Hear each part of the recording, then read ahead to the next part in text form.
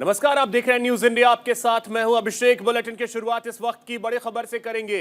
Bilkis Bano case में supreme court का बड़ा फैसला। 11 दोषियों की रिहाई का आदेश जो दिया गया था उसे रद्द कर दिया है सुप्रीम कोर्ट ने।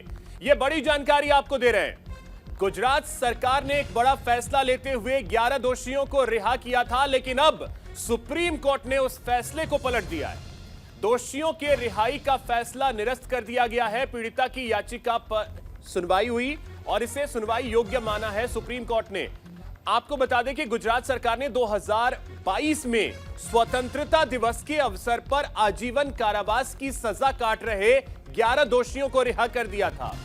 गुजरात सरकार की माफी नीति के तहत 15 अगस्त 2022 को जसवंत नाई, गोविंद नाई, शैलेश भट्ट, राधेश्याम शाह, विपिन चंद्र जोशी, केशर भाई वोहानिया, प्रदीप मोडवाडिया, बाका भाई वोहानिया, राजू भाई सोनी, मितेश भट्ट और रमेश चांदना को गोधरा उप कारागार से रिहा कर दिया था।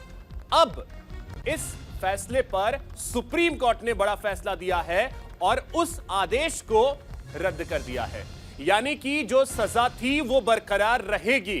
ये बड़ी जानकारी आपको दे रहे हैं। दरअसल आपको बता दें कि बिल्किस बानो मामले में 11 दोषी जो कि आजीवन कारावास की सजा काट रहे थे।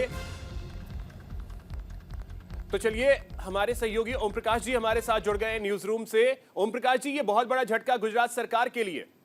बिल्कुल आपने सही कहा। ये मामला 2002 का है, जब गुजरात हिंसा के बाद बिल्किस बानो के दौरान जब गुजरात हिंसा हो रही थी गोधरा कांड के बाद, तब वहाँ पे उनके साथ सामूहिक बलात्कार का मामला आया था। ये मामला काफ़ी दिनों तक वहाँ के गुजरात की अदालत में चला। फिर बाकी में उन्हें सज़ा हुई थी इसमें 11 दोषियों को, जिनको पिछले साल गुजरात सरकार ने माफ़ कर दी थी उनकी सज़ा और उनकी रिहाई कर दी गई थी, जिसको सुप्रीम कोर्ट में चुनौती दी गई थी।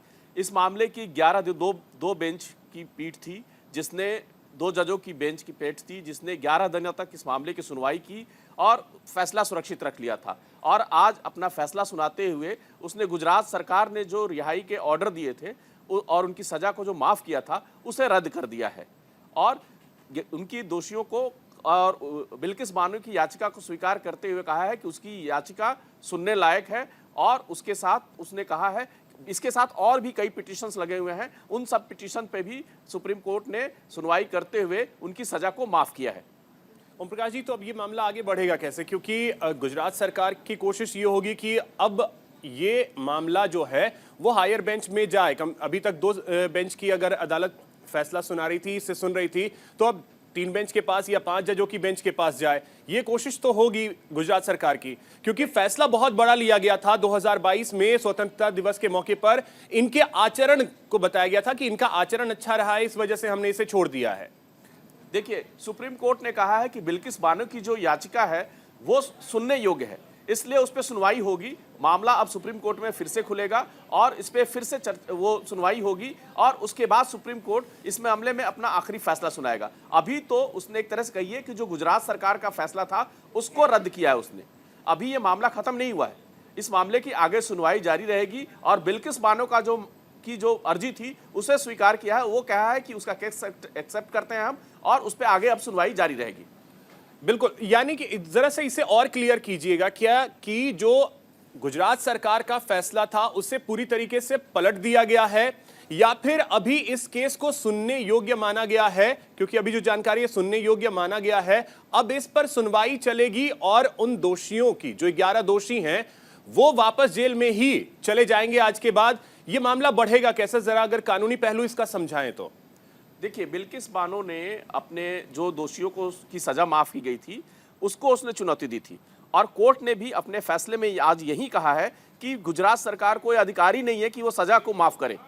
इसलिए जो हाई कोर्ट सुप्रीम कोर्ट ने जो है बिल्किस बानो की याचिका को स्वीकार करते हुए और कहा है कि बिल्किस बानो की याचिका जो है वो सुनवाई योग्य है, उस पर सुनवाई होनी चाहिए। और इसी को ध्यान में रखते हुए उसने जो गुजरात सरकार का फैसला था जिसमें उनकी सज़ा को माफ़ करके पिछले साल रिहा कर दिया गया था, उनको फिर से अब उनकी सज़ा को रद्द कर दिया है। तो उनकी जो सज़ा मिली हुई है हाईकोर्ट से और बाकी उसको उनको पूरी करनी पड़ेगी सर, जब तक कि सुप्रीम कोर्ट में ये सुनवाई पूरी नहीं होती है। तो आगे चल करके ये मामला क्या इस दिशा में बढ़ेगा कि हो सकता है गुजरात सरकार के वकील दलीलें रखे, क्योंकि अब तो सुनवाई होगी इस मामले पर, आगे चल करके गुजरात सरकार का फैसला क्या ये संभव है कि सुनवाई के बाद बरकरार भी रह सकता है? नहीं तो फिर जो बिल्किस बानो ने याचिका लगाई है उनको सफलता मिले। देखिए, अभी तक तो बिल्किस बानो की याचिका को सफलता माना जाए, क्योंकि ये गुजरात सरकार के लिए बड़ा झटका है। गुजरात सरकार के जितने भी वकील थे उन्होंने वो सारे डॉक्यूमेंट, पिछली बार सुनवाई के दौरान कोर्ट ने कहा था कि सारे ओरिजिनल डॉक्यूमेंट जमा कीजिए, तो उनकी तरफ से गुजरात सरकार की ओर से सारे डॉक्यूमेंट उपलब्ध कराए गए थे सुप्रीम कोर्ट। लेकिन उनको देखने के बाद सुप्रीम कोर्ट ने कहा कि गुजरात सरकार कोई अधिकार नहीं है कि वो किसी की सजा रद्द कर सकती है।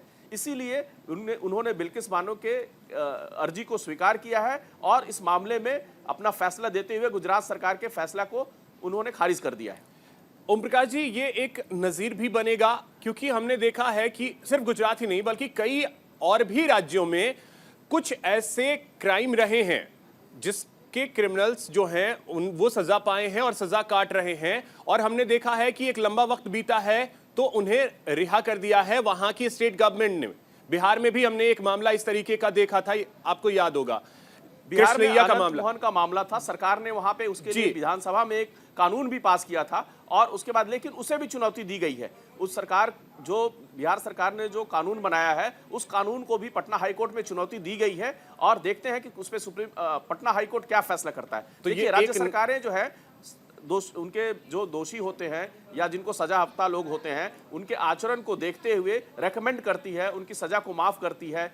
और उसी पैटर्न को फॉलो करते हुए गुजरात सरकार ने भी कहा है कि हमने जो परंपराएं हैं या जो हमारे पास जो दोषियों जो सजा जो हफ्ता लोग हैं या जो क्रिमिनल्स हैं, जब वो सजा आधी पूरी कर लेते हैं या उनका जेल में जो बिहेवियर है वो देखा जाता है, या जब लगता है कि अब इनसे समाज को कोई खतरा नहीं है, अब इनको रिहा किया जा सकता है, तो उसके बाद गुजरात कोई भी राज्य सरकार जो है वो सजा जो है माफ करने के लिए रेकमेंड करती है और उसके बाद वो सजा माफ होती है। लेकिन इस केस में क्या है कि इस केस में सजा माफी को फिर चुनौती दी गई है। बिल्कुल, अगर चुनौती दी जाती है तो सुप्रीम कोर्ट या हाई कोर्ट जो भी बड़े अदालतें हैं उन पर सुनवाई करती है। तो बिल्किस बानो केस में यही हुआ है कि गुजरात सरकार ने जो सजा माफ की थी वो उसके अधिकार क्षेत्र में था, लेकिन आज जो डॉक्यूमेंट पेश किए गए थे सुप्रीम कोर्ट में उनको देखने के बाद सुप्रीम कोर्ट ने कहा है कि नहीं, इस तरह के मामले में गुजरात सरकार को माफी देने का अधिकार नहीं है और ये जो माफी दी गई है उसको रद्द कर दिया गया है और इसीलिए उसने बिल्किस बानो की अर्जी को सुनवाई के लिए योग्य माना है और आगे उस पर सुनवाई होगी। चलिए, बहुत शुक्रिया ओम प्रकाश जी आपका तमाम जानकारी के लिए। रुक करते हैं अगली खबर की ओर। बिहार के शिक्षा मंत्री का एक विवादित बयान। एक बार फिर से बिहार के शिक्षा मंत्री का विवादित बयान सामने आया है। मंदिर का रास्ता गुलामी का रास्ता। बिहार के शिक्षा मंत्री चंद्रशेखर, उनका बयान सामने आया है कि मंदिर का रास्ता अगर आप अपनाते हैं तो वो गुलामी का रास्ता है। देखिए, रामचरितमानस को लेकर के पहले ही चंद्रशेखर जो कि बिहार के शिक्षा मंत्री हैं, उन्होंने आपत्तिजनक बयान दिया था। अब एक बार फिर से उन्होंने मंदिर को लेकर के बयान दिया है। अपने विवादित बयानों के कारण हमेशा चर्चा में रहने वाले बिहार के शिक्षा मंत्री चंद्रशेखर ने एक बार फिर से इसी तरीके का बयान दिया है। उन्होंने कहा, राम मंदिर को लेकर उन्होंने विवादित टिप्पणी की है। बिहार के शिक्षा मंत्री ने इस बार अयोध्या में बन रहे भव्य राम मंदिर को लेकर अपनी बात रखी। उन्होंने मंदिर को लूटपाट की जगह बताया। तेजस्वी यादव के करीबी नेताओं में शुमार बिहार के शिक्षा मंत्री प्रोफेसर चंद्रशेखर ने कहा कि अयोध्या में जो राम मंदिर का निर्माण किया जा रहा है वह निश्चित तौर पर शोषण का स्थल बन गया है।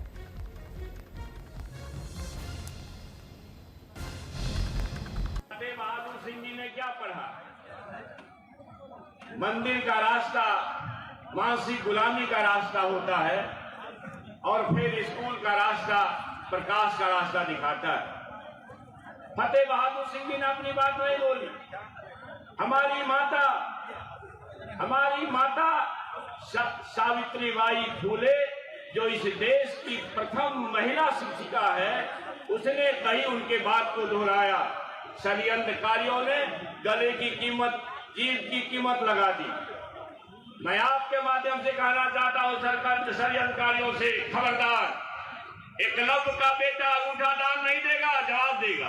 शहीद जगदेव प्रसाद का बेटा अब अपना आहुति नहीं देगा, आहुति लेना जानता है। इसलिए खबरदार षड्यंत्रकारियों, अगर तुमने जुर्रत की तो याद रखना, बहुजनों के 90% लोगों के पसीने से तुम इतना बड़ा समुद्र खड़ा होगा कि 7 समुद्र पार नजर आओगे और 24 में ही नजर आओगे।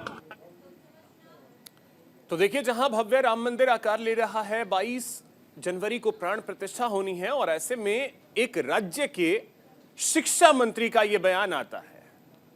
चलिए, हमारे सहयोगी राजीव हमारे साथ जुड़ रहे हैं, साथ ही साथ हमारी सहयोगी चारुल जो कि इस समय अयोध्या में है वो भी हमारे साथ जुड़ रही हैं। सबसे पहले राजीव, आपके पास आ रहे हैं। एक बार फिर से चंद्रशेखर साहब को यह ज्ञान हुआ है कि मंदिर जो है वो गुलामी का रास्ता है, कैसे?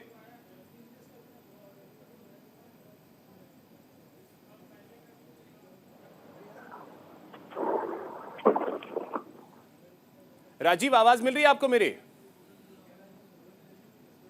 हेलो राजीव, आवाज मिल रही है? बिल्कुल मिल रही है। राजीव, चंद्रशेखर जी को यह ज्ञान कहां से प्राप्त हुआ कि मंदिर जो है वो गुलामी का रास्ता है? देखिए, ये तो मंत्री ही बताएंगे, चंद्रशेखर ही बताएंगे कि उन्होंने ये कहां से ज्ञान प्राप्त किया है। लेकिन उन्होंने जो कहा है वो निश्चित तौर पर ये जो भी धर्म को मानने वाले लोग हैं, जो धर्म में आस्था रखते हैं, उनको जो है ये जरूर ये कह सकते हैं कि उन्हें ये अच्छा नहीं लगा है और यही कारण है कि उनके इस बयान को लेकर बवाल मचा हुआ है।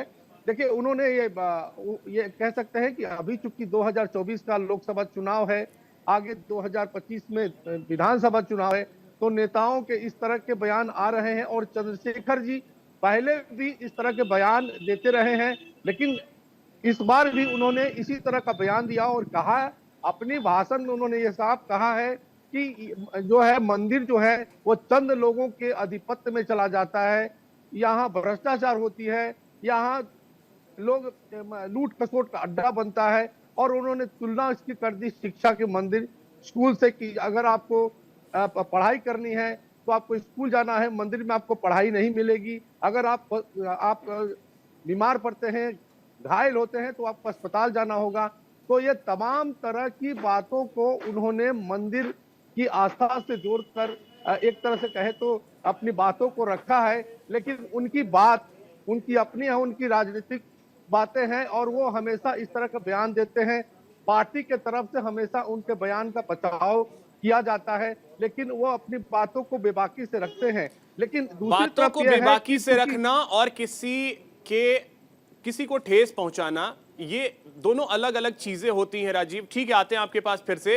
रंजन, आपके पास आ रहे हैं। हमने पहले भी देखा है कि चंद्रशेखर जी किस तरीके से रामचरितमानस को लेकर अपनी बात तो उन्होंने रखी थी, जिसके बाद जमकर विवाद हुआ था। अब एक बार फिर से उनको दिव्य ज्ञान प्राप्त हुआ कि मंदिर जाइएगा तो गुलामी की दिशा में आप आगे बढ़ जाइएगा। देखिए अभिषेक जी, आपको बता दें कि जो डेहरी में सावित्रीबाई फुले का जयंती समारोह डेहरी के राजद विधायक फतेह बहादुर जी के द्वारा कार्यक्रम का आयोजन किया गया था, उसी में बिहार के शिक्षा मंत्री चंद्रशेखर आए हुए थे। उन्होंने ये भी बताया कि मंदिर लूटने और लुटाने की भी जगह है तो उसको दुरुस्त कीजिए ना। अगर कोई समस्या दिख रही है, आप एक राज्य के शिक्षा मंत्री हैं, सरकार में हैं, अगर कहीं भ्रष्टाचार आपको दिख रहा है, आप उस पर एक्शन लीजिए। लेकिन ठेस पहुंचाने का जिम्मा आपने उठा रखा है एक बड़े वर्ग को। जो बिहार के भी शिक्षा मंत्री है, उन्होंने पहले भी ऐसा बोला है, लेकिन कल जो डेहरी में बात बोला है, उन्होंने ये भी बताया कि अगर किसी को कोई चोट लगती है तो अस्पताल जाएगा, पहले मंदिर जाएगा। इस तरह का भी बयान दिया है, जो कि ये बयान से आज और जो राजनीतिक पार्टी के नेता हैं उन लोगों ने भी अपना अभी बयान देना शुरू कर दिया है। ठीक है रंजन।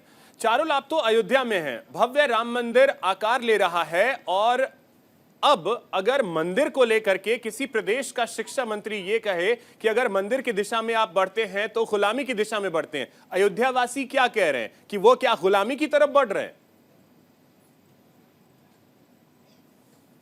देखिए अभिषेक, हमारे साथ अयोध्या संत सभा के महामंत्री पवन कुमार दास जी हैं और हम इनसे इनके विचार साझा करेंगे, इनसे जानेंगे। पवन जी, जिस तरह से एक मंत्री वो ये कह रहे हैं, बिहार के मंत्री, कि अगर आप मंदिर जाओगे तो आप गुलामी की ओर बढ़ रहे हैं, सनातन पर लगातार ये जो प्रहार किया जा रहा है कुछ विपक्षी नेताओं के द्वारा, इसे आप किस तरह से देखते हैं?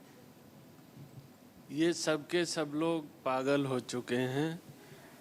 वोट के चक्कर में, वोट के लालच में, कुर्सी के लालच में ये कहाँ तक गिर सकते हैं, उस पतन को दिखाना, उस पतन को नापना संभव नहीं है। इसलिए मंदिर जो है वह गुलामी का प्रतीक नहीं होता है। मंदिर शब्द का अर्थ ही होता है मनसः द्रावयते अनेनेति मंदिरा, जहाँ पर जाकर के हमारा मन द्रवीभूत हो जाए, जहाँ स्वच्छता से मोक्षता तक की प्राप्ति होती है, वो स्थान मंदिर है। मंदिर की महिमा को ये लोग जानते बिल्कुल हैं। चारुल, स्वच्छता से मोक्षता की तरफ अगर आप बढ़ते हैं, वो मंदिर में आपको वो शांति मिलती है और लोग इस बात को समझने को राजी नहीं। बहुत शुक्रिया चारुल, राजीव और रंजन, आप तीनों का तमाम जानकारी के लिए। तो रामनगरी अयोध्या में रामलला की प्राण प्रतिष्ठा की तैयारियां तेज हैं। 22 जनवरी को मंदिर उद्घाटन के साथ ही रामलला की प्राण प्रतिष्ठा होगी। 16 जनवरी से ही प्राण प्रतिष्ठा को लेकर अनुष्ठान शुरू हो जाएगा। प्राण प्रतिष्ठा की तैयारियों को लेकर हमारे सहयोगी ने राम जन्मभूमि तीर्थ क्षेत्र ट्रस्ट महासचिव चंपत राय से खास बातचीत की है, आपको सुनवाते हैं। श्री राम जन्मभूमि ट्रस्ट क्षेत्र के महासचिव चंपत राय हमारे साथ मौजूद हैं। चंपत जी, आपने, अगर हम अयोध्या में बन रहे विशाल मंदिर की बात कर लें, नींव रखने से लेकर अद्भुत निर्माण जो हो रहा है, ये पूरा प्रारूप आपने देखा है। दिव्य, अलौकिक, अद्भुत ये राम मंदिर किस तरह से 22 जनवरी को जनता को देखने को मिलेगा? 22 जनवरी को जनता दूरदर्शन और ANI के माध्यम से अपने टेलीविज़न के किसी भी चैनल से अयोध्या का आनंद देख सकते हैं। मेरा जनता जनार्दन से निवेदन रहेगा कि अपने गांव, मोहल्ला, कॉलोनी के मंदिर में 22 जनवरी सोमवार को 10 बजे इकट्ठे हो। टेलीविज़न लगाओ, LED स्क्रीन लगाओ, दूरदर्शन ANI के द्वारा किसी भी चैनल से अयोध्या का दर्शन कराओ, भजन कीर्तन करो। दोपहर 12:20 पर प्राण प्रतिष्ठा की प्रक्रिया पूरी होगी, उसको देखो। उसके बाद आरती करो, आप भी आरती करो। जिस देवी देवता का मंदिर है उसी देवी देवता की आरती करो, प्रसाद बांटो और शाम को 22 जनवरी को सूर्यास्त के बाद अपने घर के बाहरी चौखट पर दीपक जलाओ। हिंदुस्तान के 5 लाख मंदिरों के आसपास रहने वाले 5 करोड़ घरों में मंदिर दीपक जले। अपनी प्रसन्नता दीपक जलाकर व्यक्त करो, अपनी प्रसन्नता दीपक जलाकर व्यक्त करो। भारत एक है, राम सबके हृदयों में निवास करते हैं। इसका दर्शन सारे यूरोप को कराओ, सारे खाड़ी के देशों को कराओ, संपूर्ण संसार को इसका दर्शन कराओ। ये मेरा समाज से हाथ जोड़कर निवेदन है। अपने मंदिरों में मकर संक्रांति 15 जनवरी, 14 जनवरी से 22 जनवरी तक सफाई अभियान चलाओ। मंदिर साफ सुथरे हों, स्वच्छ हों, उसमें भजन कीर्तन हो, आरती हो, प्रसाद बटे। ये 22 जनवरी को सारा समाज का काम है करने का, वो करें, ये निवेदन करता हूँ। राम मंदिर के बनाने के लिए एक कहा जा सकता है कि हर किसी में होड़ मची हुई है कि अपनी सहभागिता कैसे दर्ज कराएं। लगातार देश के अलग अलग कोने से हम देख रहे हैं कि लोग अपनी जनभागिता जो है सुनिश्चित करने के लिए कोई इत्र भेज रहा है, कोई मुकुट भेज रहा है, कोई घंटे भेज रहा है। ननिहाल से भी, ससुराल से भी, हर तरफ से राम मंदिर में सहभागिता दिखा रहे हैं भक्तजन। कितना उत्साहित करता है ये देखना। देखो, पहले में मंदिर का निर्माण, इंजीनियरिंग, लार्सन टुब्रो कॉन्ट्रैक्टर है, मूलतः मद्रास और बंबई। उनके सलाहकार टाटा, वो बंबई, महाराष्ट्र के पूना। 4000 से अधिक मजदूर, देश के लगभग सभी राज्यों के। फाउंडेशन की चट्टान तैयार करने के लिए गिट्टी, पत्थर की राख, ये मध्य प्रदेश के छतरपुर से आई है। थर्मल पावर स्टेशन की राख ये उत्तर प्रदेश से आई है। सीमेंट बहुत थोड़ी मात्रा में पड़ा है, वो किसी अन्य प्रांत से आया है। फिलहाल इस बुलेटिन में इतना ही। नमस्कार।